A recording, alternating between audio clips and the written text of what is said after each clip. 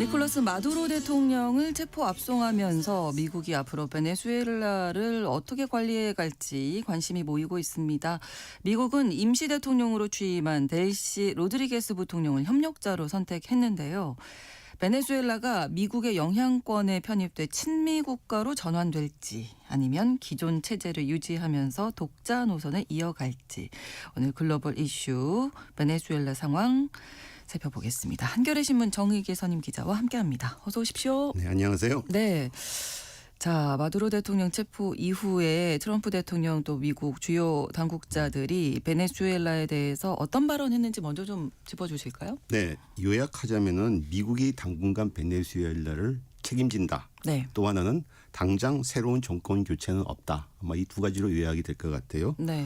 침공 직후에 트럼프가 기자회견에서 이런 말을 했습니다. 우리가 그 나라를 운영하겠다. 그리고 네.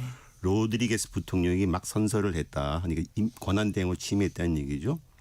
마두로가 뽑았지만은 마코 루비오 국무장관이 직접적으로 이 문제를 다루고 있다. 로드리게스와 막 대화했고 그녀가 우리가 생각하기에 베네수엘라를 다시 위대하게 만드는데 필요한 것을 본질적으로 기꺼이 할 것이다. 이렇게 이제 자신 있게 얘기했습니다. 그러니까 로드리게스가 사전에 미국이 선택한 협력자다. 뭐 이런 뜻으로 얘기를 한 거죠. 네.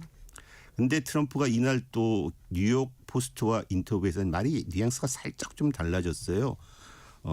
우리는 준비되어 있다. 첫 번째 것보다 더 큰 두 번째 물결이 있다. 군사 공격을 말하는 겁니다. 그래서 우리가 그 로드리게스와 여러 차례 대화했는데 그 상황을 잘 이해하고 있다. 이 말은 뭐냐면 협조하지 않으면 군사공격 또 할 수 있다. 이런 뜻이죠. 첫 번째보다 약간 뉘앙스가 좀 달라졌습니다. 네네. 왜 그랬냐면은 로드리게스가 미국의 침공받은 직후에 수집된 비상 가게에서 우리 대통령은 마두로 단 한 명이다.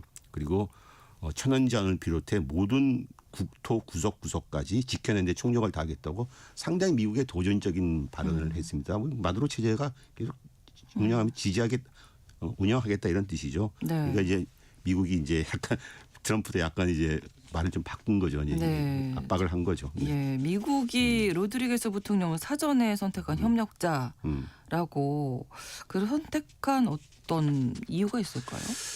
이와 관련해서 뉴욕타임즈가 좀 흥미로운 보도를 했어요. 4일 날 로드리게스가 이미 몇 주 전에 미국이 마두로를 대체하는 후보로 정해졌다 이런 보도를 했어요. 네. 신문은 미국의 한 고위 관리를 인용해서 침공에 앞서 마두로 정권과 협상 과정에서 미국 로드리게스 부통령이 베네수엘라의 석유 산업 관리를 아주 잘하는 것에 깊은 인상을 줬다.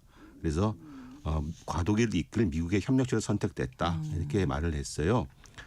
그래서 그 로드리게스가 베네수엘라 문제 해결의 영구적인 해결책은 아니지만은 마두로보다는 훨씬 더 전문적인 차원에서 협력할 수 있지 않겠냐.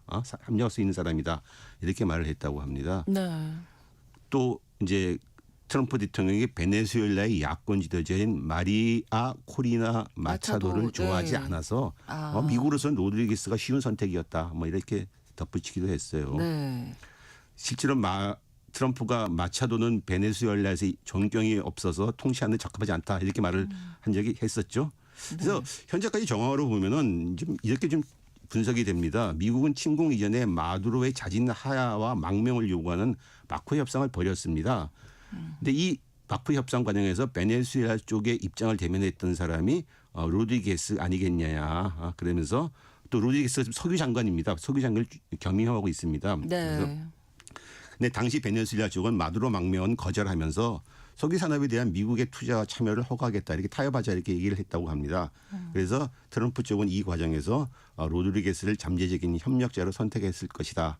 근데 양이 서로가 합의를 했다기보다는 어쩌면 일방적인 선택일 가능성이 있습니다. 그렇죠. 그래서 아까 그 말씀해 주신 것처럼 뭔가 로드리게스 부통령이 마두로 정부를 우리가 계속 이어나갈 것이다. 약간 그렇죠. 이런 취지로 이야기를 하니까 압박했잖아요. 그렇습니다. 그래서 침공 하루가 지나고 나서 이제 그 트럼프와 주요 당국자들의 말이 조금 압박적으로 전환됐습니다. 4일 보도된 애틀랜틱과의 회견에서 트럼프가 로드리게스가 올바른 일을 하지 않으면 마두로보다 더 큰 대가를 치를 것이다 이런 말을 했고 전용기에서 기자회견을 갖고 기자들에게 누가 베네수엘라를 통치하느냐는 질문에 나다. 그렇게 얘기하면서 네. 로드리게스 부통령이 매우 협조적이긴 하지만 제대로 처신하지 않으면 2차 타격할 준비가 됐다 이런 말도 했습니다. 루비오 국무장관도 마두로가 선택할 만한 다른 방향을 선택하길 바란다 이렇게 로드리게스에게 말했고 올바른 결정을 내지 않겠다면은 우리는 다양한 내버리지 지렛대가 있다. 즉 협력하지 않으면 물리적 봉쇄는 물론이고 추가적인 군사 경력도 있을 거라는 메시지죠. 이렇게 본다면 결국 로드리게스는 미국의 꼭두각시라기보다는 미국으로서는 어쩔 수 없이 선택한 후보가 아니냐.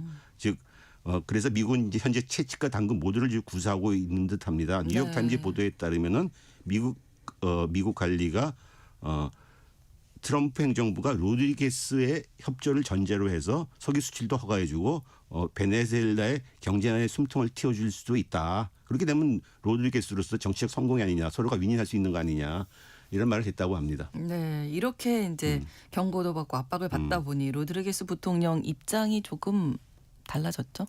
그래서 로드리게스도 이런 현실 속에서 운신할 수밖에 없을 것 같습니다. 로드리게스로서는 일단 자기가 부통령이기 때문에 권한대행이 되는 건 당연한 것이고 네. 미국이 자신을 갖다 그렇게 바라본다면은 뭐 그렇게 생각하면 향후 협력의 길은 열어두고서 또 그렇다고 종속적인 모습은 보일 필요는 없는 거죠. 그렇죠. 그래서 로드리게스도 이런 줄타기하는 모습을 좀 보여주고 있습니다. 하루 만에 약간 유화적인 태도를 보였습니다. 하루가 지나고 나서 로드리게스도 인스타그램에 올린 성명에서 네. 국제법을 지키는 틀 안에서 공동 발전을 목표로 하는 협력 의제에 대해 미국 정부에 협력을 요청한다. 그리고 우리 베네수엘라 주민과 우리 베네수엘라는 평화와 전쟁이 아니라 평화와 안정을 누릴 자격이 있다. 이런 말을 했습니다. 네. 자, 근데 아까도 이야기 나왔던 야권 지도자 좀 마리아 코리나 마차도 그 노벨 평화상 수상할 때도 미국이 좀 지원해 준 걸로 알고 그렇습니다. 있는데 네. 왜 그 부분은 협력을 안 하는 걸까요? 마차도를 데리고 와서 임시정부 수반을 시키고 임시정부 이끌게 하려면 결국 현재 있는 마두로 추종 세력들, 마두로 세력들과 몰아내야 되는 거 아닙니까? 그렇죠. 배제를 해야죠. 네. 그게 그냥 손쉽게 물러나겠습니다. 그렇게 되면 미국의 군사력이 필요할 것이고 이른바 레짐 체인지 정권 교체를 하고 네. 그 정권 교체 이후에는 네이션 빌딩 국가 재건 사업을 해야 되는데 어마어마한 군사력과 막대한 자원이 필요할 것입니다. 트럼프는 이전 정부들이 네. 그 이라크 아프간 등지에서 정권 교체와 국가 재건 사업으로 미국의 돈을 탕진했다. 난 그러는 거 안 하겠다 그랬습니다.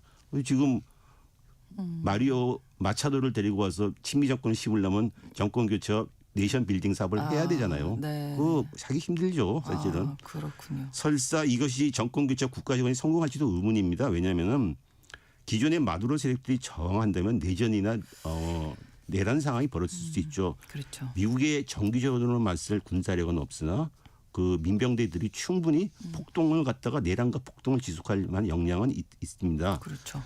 그래서 현재로서는 트럼프 행정부가 군사력도 투입하고 막대한 자원이 소모되는 정권 교체 네이션 빌딩을 하지 않으려면은 로드리게스로 대표된 기존 세력과의 타협이 결국 불가피한 거죠.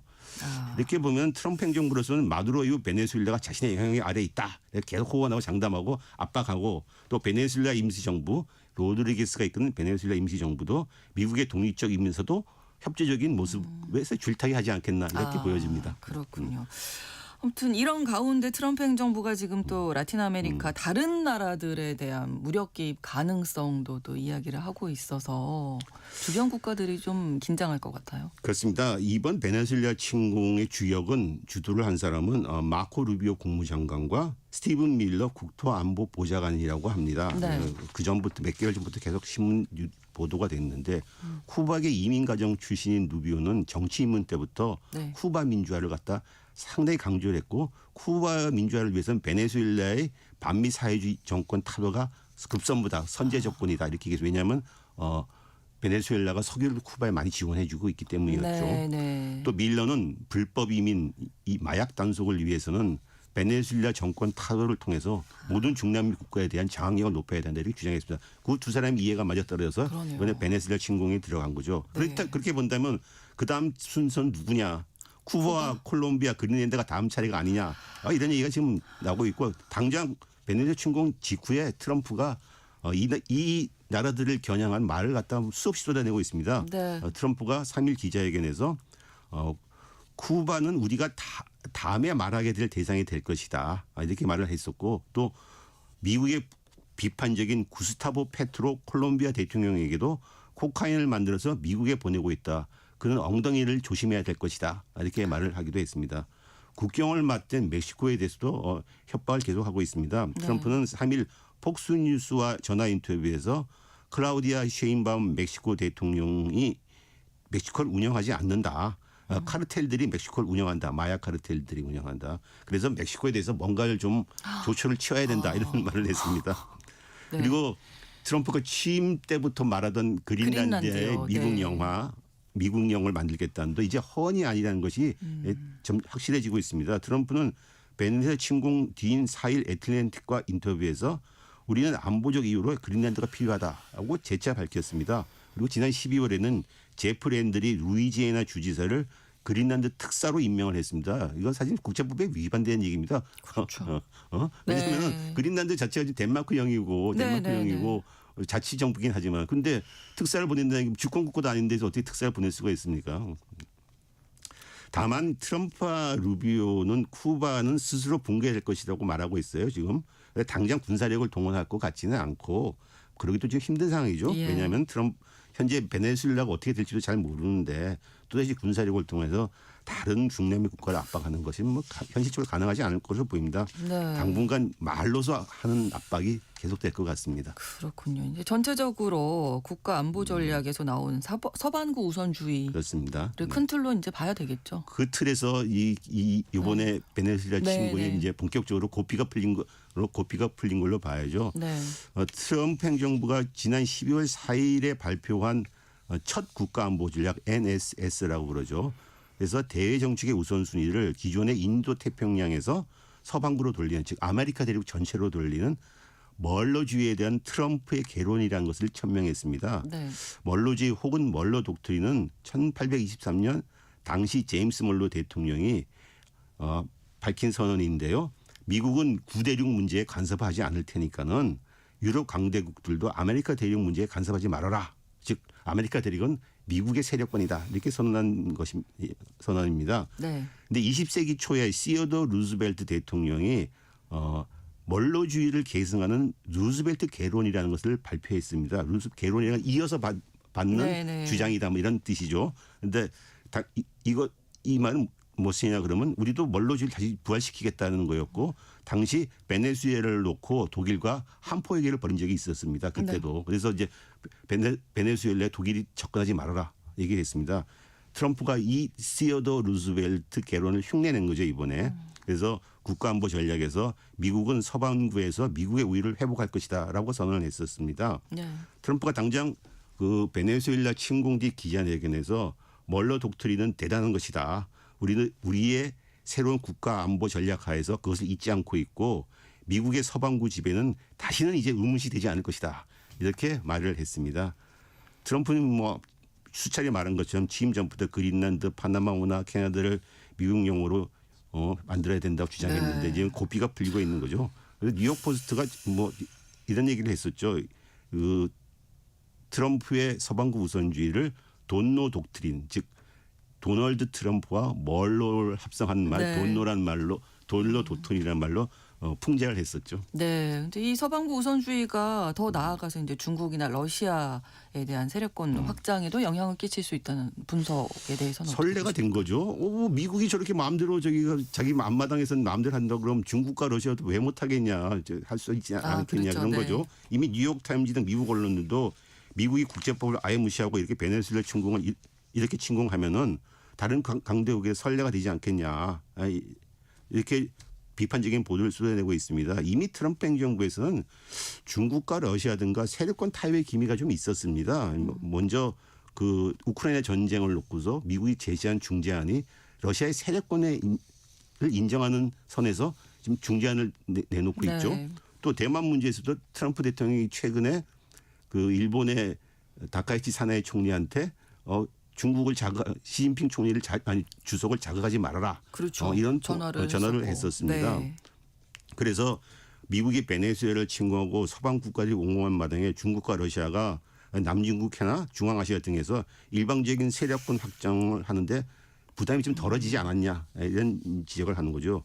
또 아프리카나 중동 이런 데서 다른에서는 또 다른 강대국들이 언제든 정권을 너네 정권을 제거할 수 있지 않느냐. 그러니까 우리랑 손잡자 하는 네. 이런 강대국 간 영향력 싸움이 재발할 수 있다고 애틀랜틱 카운슬이라고 하는 그 싱크탱크는 이제 보고서를 냈습니다. 네. 근데 사실 이미 아프리카 사헬 지역, 사하라 사막 서쪽 지역에서 네. 국가에서 요즘 최근에 쿠데타가 잇따르고 있는데요.